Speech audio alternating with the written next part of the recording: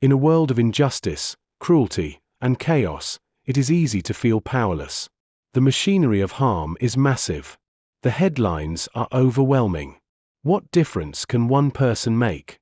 Miep Gies, who helped Hyde Frank, answered with her life, "Be a small light in a dark room." She did not end the war. She did not dismantle a system. But she extended herself. She acted. She made space for one family. That was enough. Justice does not always come in sweeping gestures. More often, it arrives through presence, through effort, through the refusal to look away. There is an image, almost mythic now, but all too real, a girl in hiding, pen in hand, scrawling truth into a journal while missiles fall outside. And Frank, with every word, defied the dark. And we imagine, though history leaves it to our faith, that as a shell thudded near the annex wall, she touched it gently, and in the dust of war, etched these words along its side: "In spite of everything, I still believe that people are really good at heart." What strength this is! What light! Most of us will never be at the center of history, but all of us are at the center of someone's world. And how we show up, or fail to, makes all the difference. You do not have to fix the whole thing. You must simply refuse to add to the darkness. And wherever you can, bring light. Justice is not clean work. It demands that we step off the sidelines, that we move from safety into the mess, that we risk. You have to be willing to get your clothes wet. Figuratively, yes. But sometimes literally too. Helping someone across the stream means entering the water yourself. It's easy to delay our duty.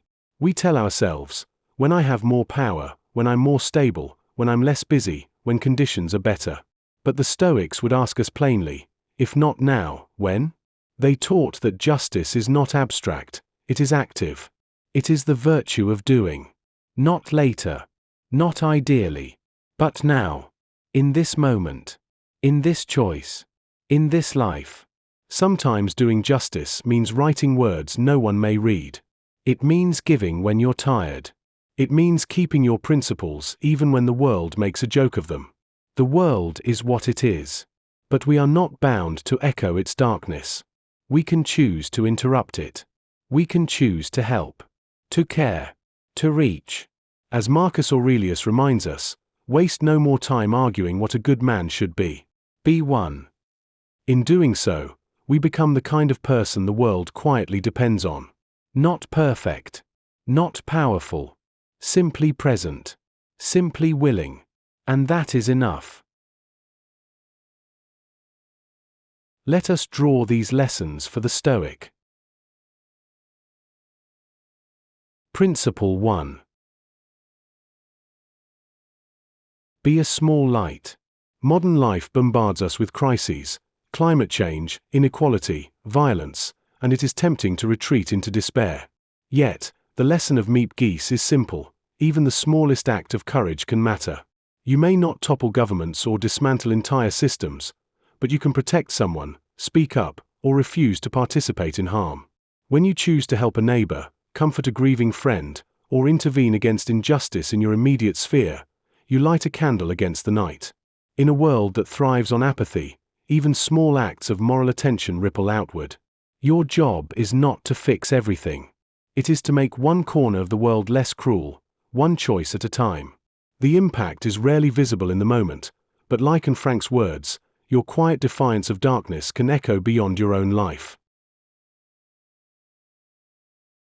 Principle 2. Justice is a verb. Justice is not a belief we hold, it is a practice we do. Modern culture often reduces morality to opinions, tweets, or outrage, but real justice begins with action. This could mean volunteering, challenging a harmful joke at work, or choosing to support the vulnerable over convenience. It is not clean or glamorous. It may involve risk, discomfort, and failure. Waiting for perfect conditions is just another form of avoidance. The Stoics remind us, virtue is found in doing the right thing now, not in waiting for permission. Step off the sidelines, even if your shoes get muddy. Be the person who responds instead of spectates. Action transforms abstract principles into living truth, And in acting, you not only serve others, you become the kind of person the world quietly relies on. Principle 3. Presence over power. In a culture obsessed with influence, we overestimate the need for grand gestures. Most of us will never shape global events, but every one of us stands at the center of someone's life. A call to a lonely friend, protection of a child, or speaking up for a colleague under fire, these are the arenas where our presence becomes power. Justice is most often a function of proximity. We show up for the people directly in our reach. We become their shelter against the world's indifference. The myth that bigger impact is the only worthy impact paralyzes countless good intentions. Let modern ambition fall silent for a moment. Ask instead, where can I bring light today? The answer will rarely require a stage or a movement, only the courage to be present where you are. Principle 4. Refuse to add to the darkness. Modern life tempts us to participate in the very harm we lament. Cynical jokes, careless gossip, or silent complicity in unfair systems all deepen the shadows. The first duty of justice is restraint. If you cannot yet solve the problem, at least refuse to worsen it. In traffic, online arguments, or office politics, pause and ask, am I adding to the darkness?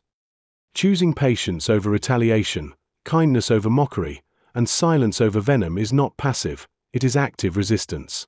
In a hyper-connected world, negativity multiplies at the speed of a click. So let your presence become a filter against cruelty. It will not fix everything, but it will ensure that injustice does not pass through you to someone else. Sometimes moral courage is not a roar, but a refusal to echo the world's unthinking harm. Principle 5. Begin before you are ready. A common excuse for inaction is waiting to be stronger, richer, or freer before we help. Yet conditions are rarely ideal, and life does not pause for your readiness. Justice calls us to begin where we are, with what we have. If your contribution is small, it is still real. $1 given now is worth more than a promise to give later. A stand taken today has the power to prevent harm that cannot be undone tomorrow. The Stoic reminder is timeless. Life is happening in this moment, and virtue is the use of it. Courage grows in the act of stepping forward, not in endless preparation. The modern world rewards delay with distraction, so resist it. Begin before you are ready, and you will find that the act of beginning creates its own strength. Principle 6. Let discomfort be your teacher. Modern society is designed for comfort, yet moral growth rarely happens there. Justice demands that we wade into discomfort, having hard conversations, facing our own biases, and risking rejection or failure. Helping someone in need, whether emotionally or physically, often requires leaving the warm safety of routine. The wet clothes metaphor from the text is vital. We must be willing to enter the water if we wish to carry someone across. Discomfort, then, is not a signal to retreat, but a signal of meaningful engagement. When we normalize staying comfortable while others suffer, we quietly surrender to the status quo. Let modern life teach you this paradox. Comfort breeds stagnation, but discomfort, when chosen for the sake of good, becomes a crucible for character. Principle 7. Private courage matters. Modern culture worships visibility, yet some of the greatest acts of justice happen unseen. Anne Frank's diary and Miep Geese's quiet defiance were not broadcast performances, they were intimate acts of resistance. In a world obsessed with social media validation, private courage is a radical choice. Speaking up in a small meeting, helping someone with no chance of recognition, or keeping a principle that costs you socially, all of this shapes the moral fabric of society.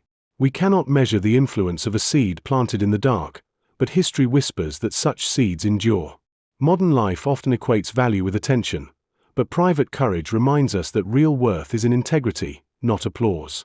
Doing the right thing in silence is not wasted, it is the essence of moral freedom. Principle 8. Cultivate faith in humanity. Cynicism is the default posture of our age. Endless news cycles of tragedy and cruelty teach us to assume the worst about people.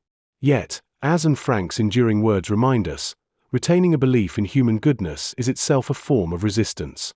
This does not mean naivete or denial of evil. It means refusing to let darkness colonize your heart. In practical terms, it allows you to act constructively rather than bitterly. If you believe no one can change, why help? If you believe the world is irredeemable, why try? Faith in humanity fuels effort, and effort fuels change. The modern challenge is to balance clear-eyed realism with a deliberate choice to keep a generous heart. Belief in goodness sustains the long work of justice, even when evidence wavers. Principle 9. Character is the final refuge. In a world that often feels out of control, economies crash, politics fracture, tragedies strike, the one domain that always belongs to you is your character. Justice begins here, in the daily shaping of who you choose to be. The Stoics taught that external events are largely beyond us, but our response is ours alone. Modern life offers endless opportunities to compromise for comfort or self-interest, but your inner compass is the final refuge from chaos. Even if no one sees your choices, you see them. And in the long view of life, the soul that practiced courage, compassion, and integrity is the soul that lived freely. Systems may falter and darkness may rise, but character remains the one fortress that cannot be taken without your consent.